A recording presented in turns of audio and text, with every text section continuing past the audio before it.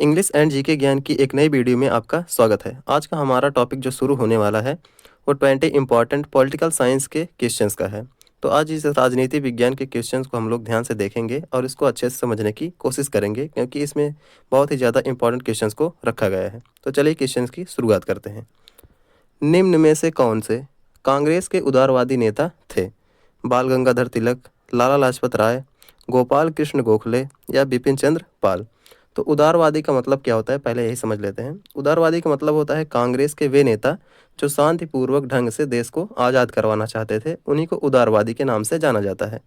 तो जो इसमें से दिए गए ऑप्शन में, इसमें से बाल, लाल और पाल जो दिए गए, ये ट्रिक है याद करने का, उग्रवादियों के नाम। तो इनको अगर छोड़ दिया जाए तो एक ही बचते हैं, जिनका नाम है गोपाल कृष्ण गोखले। तो यही जो थे उदारवादी नेता थे।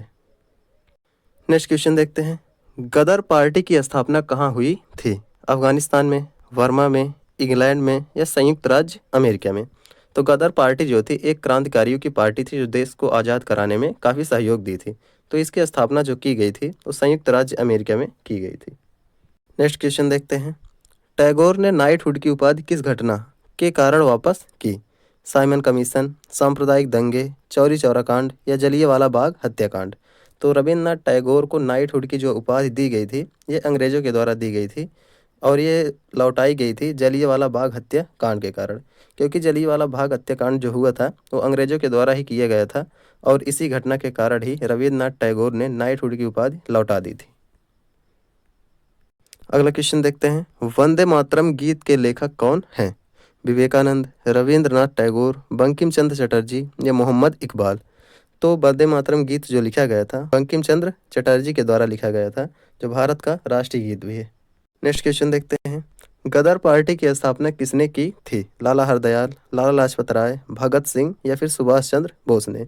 तो गदर पार्टी की स्थापना जो की गई थी, जिसको हम लोग ऊपर के क्वेश्चन में देख भी चुके हैं कि अमेरिका में इसकी स्थापना की गई थी, इसका निर्माण करने वाले लाला हरदयाल थे। नेक्स्ट क्वेश्चन देखते हैं। होम रूल आंदोलन किसने शुरू किया? महात्मा गांधी ने, बाल गंगाधर तिलक ने, गोपाल कृष्ण गोखले ने या विनोबा भावे ने? तो होम रूल आंदोलन जो शुरू किया गया था बाल गंगाधर तिलक के द्वारा शुरू किया गया था। ये एक ऐसा आंदोलन था जो ब्रिटिश सरकार के अंतर्गत ही रहते हुए कानूनी ढंग से चलाया गया था। नेक्स्ट क्वेश्चन देखते हैं। गांधी जी ने असहयोग आंदोलन क्यों वापस लिया? मुस्लिम लीग की इच्छा के कारण, कांग्रेस पार्टी के आदेश के कारण, ब्रिटिश सरकार के साथ समझौता के कारण या चौरी चौरा की घटना के कारण?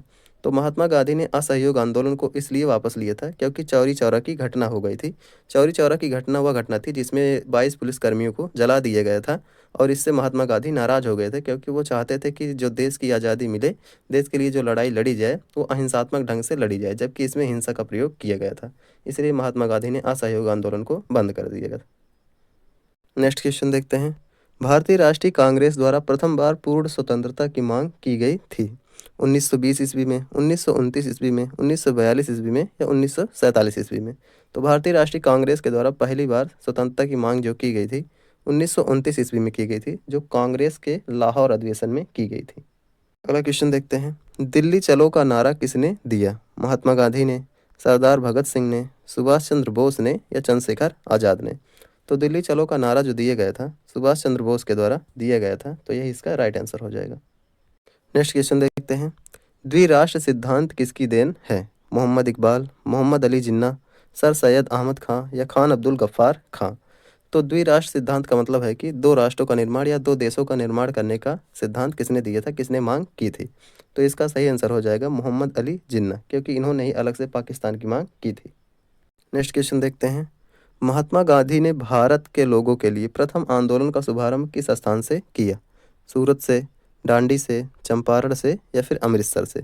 तो महात्मा गांधी के द्वारा जो पहला आंदोलन शुरू किया गया था वो चंपारण में शुरू किया गया था, किसानों के लिए शुरू किया गया था, क्योंकि वहाँ पर उनसे ज़बरदस्ती नील की खेती करवाई जाती थी, इसलिए ये आंदोलन शुरू किया गया था। नेक्स्ट क्वेश्चन देखते हैं।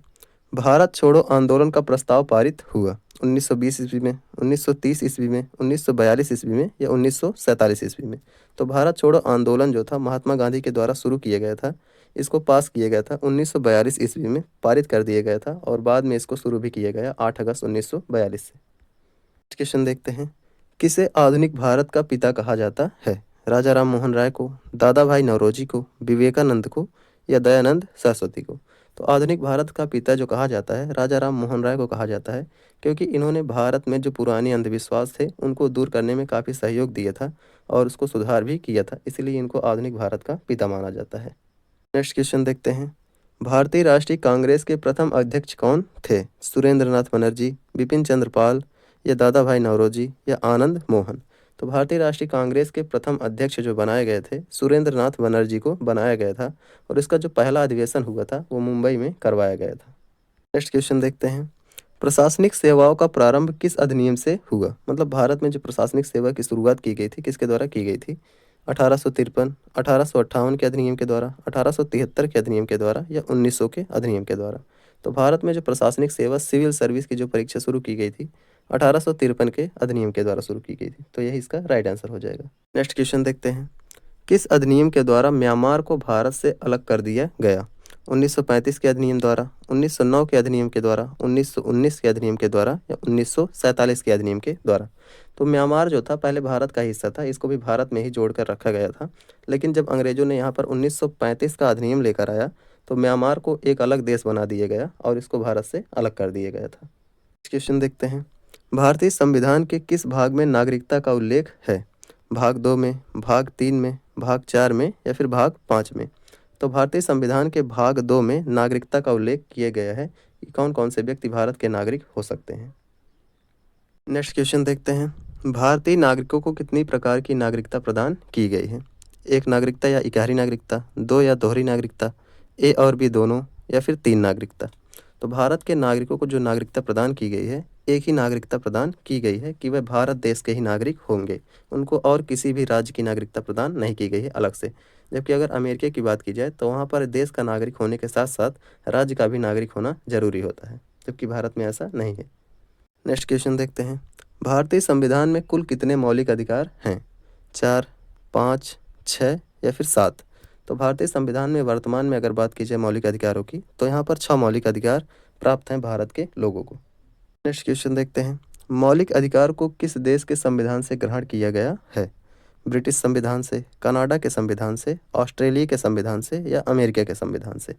तो मौलिक अधिकार को जो ग्रहण किया गया है वो अमेरिका के संविधान से ग्रहण किया गया है, और अगर मौलिक अधिकारों की बात की जाए तो सबसे ज़्यादा अधिकार अमेरिका में ही पहले से प्राप्त थे, इसीलिए भारत में भी मौलिक अधिकारों को अमेरिका से ही ग्रहण किया गया है, जो सबसे बेस्ट बात है।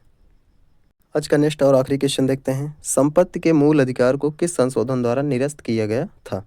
इसका मतलब यह है कि संपत्ति का जो अधिकार दिया गया था भारत के लोगों को उसको किसके द्वारा हटा दिया गया था? ये 7वां मौलिक अधिकार था, इसको हटा दिया गया, तब से हमको 6 मौलिक अधिकार प्राप्त हैं। 40वें संविधान संशोधन द्वारा, 42वें संविधान संशोधन द्वारा, 43वें संविधान संशोधन द्वारा, या 44वें संविधान संशोधन द्वारा? तो भारत से संविधान से संपत्ति के मूल अधिकार को 44वें संविधान संशोधन द्वारा हटा दिया गया था 1978 में, तो यही इसका राइट आंसर हो जाएगा। आशा है कि आप लोगों को समझ में आ गया होगा, तो इसी तरह से अपनी आगे की तैयारी भी जारी रखिए। फिर से मिलेंगे एक नई वीडियो के साथ।